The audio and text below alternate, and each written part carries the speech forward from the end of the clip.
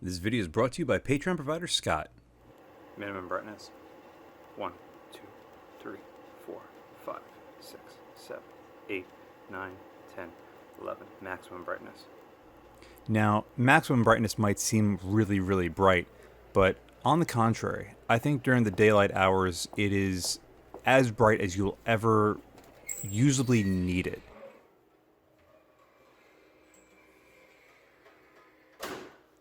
Pew. As far as how dark it'll go, well, it does have a night vision mode, so it pretty much has you covered on all your bases.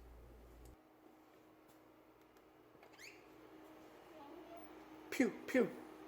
I wasn't too sure how the gold dot would pick up on light-colored materials, such as cardboard or that white-colored wall in the background, but it actually stands out a lot better than I was expecting.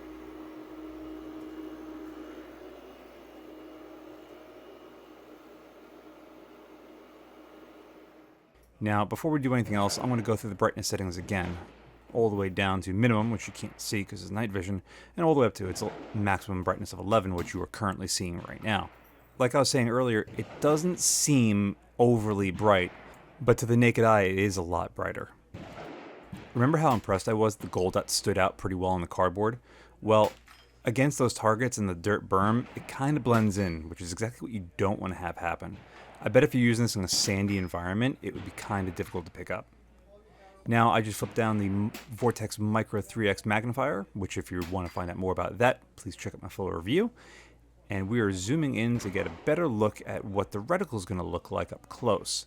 And if you're an eagle-eyed viewer, you're going to realize that 2MOA dot is not a perfect dot. It's more oblong than that.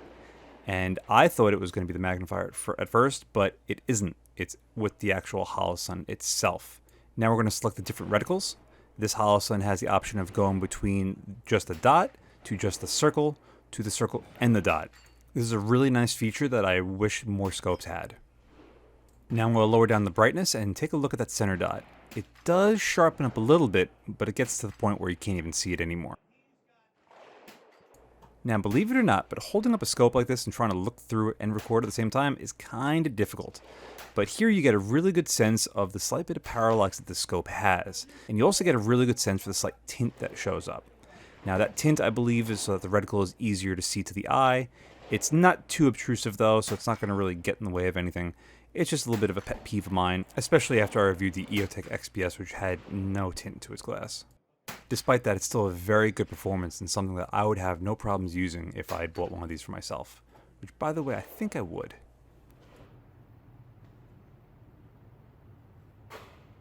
Pew, pew. Now, it must be said that I did not have automatic brightness on throughout this entire video. This optic does have it, but I choose not to use it because I've never had good luck with automatic brightness. It's either too bright or too dim. I'd rather just have the ability to just push a button on the side and really fine-tune it for myself. Which you can do with this with a magnifier as opposed to a Spark AR, Pew, because the buttons are on the side, not the rear. pew. The first IPSC target was about 50 yards, and the mini one all the way on the wall was about 70 yards. And here's the nicest feature about a magnifier. It very quickly and easily comes off, and you can throw it in your pocket like I just did. So if you're worried about your field of view being skewed, now you don't have to worry about it as much. Pew. However, don't have it fall out of your pocket, because that would really suck. But now's a good time to talk about a magnifier and a reflex like this or a red dot versus an LPVO. I'm a big fan of LPVOs. No surprise there. I like how simple they are and that they're in one big package. However, a lot of people praise that a good magnifier and reflex such as this can be just as effective as an LPVO. And after playing around with it for a while, Pew, pew. I can certainly say it's very close.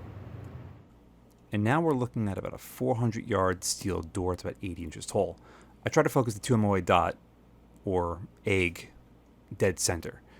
And at this point, I try to adjust the magnifier a little bit to see if I can get it a little bit sharper, but I can't.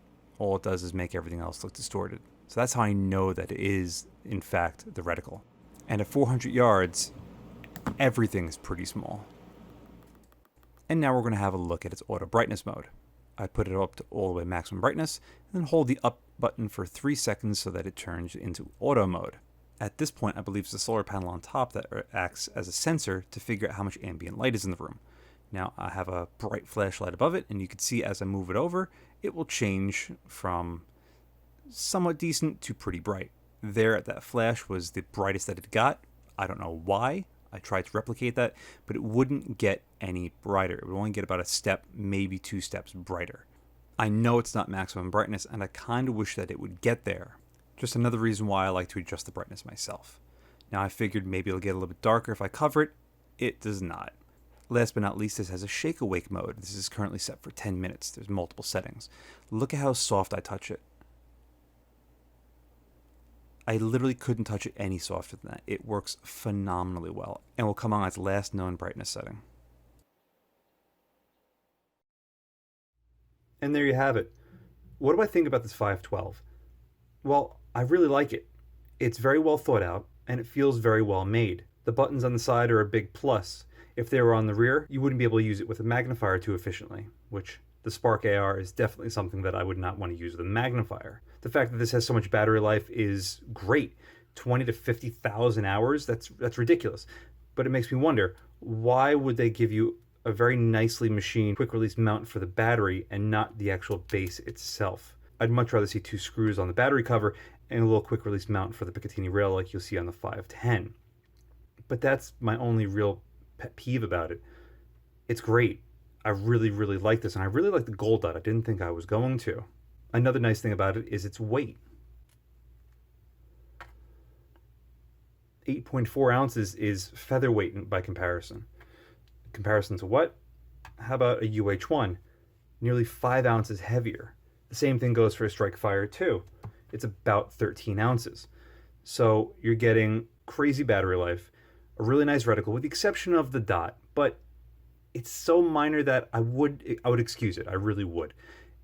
It's not a perfect dot. It's a slight oval. Not the end of the world for me. It's got great features.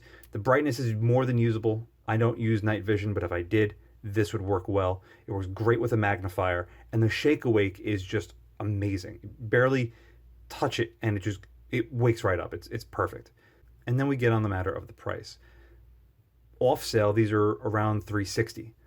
I've seen them on sale for high 200s, and that's a hell of a lot of optic for high 200s. Even the low 300s, I feel this is a very good purchase.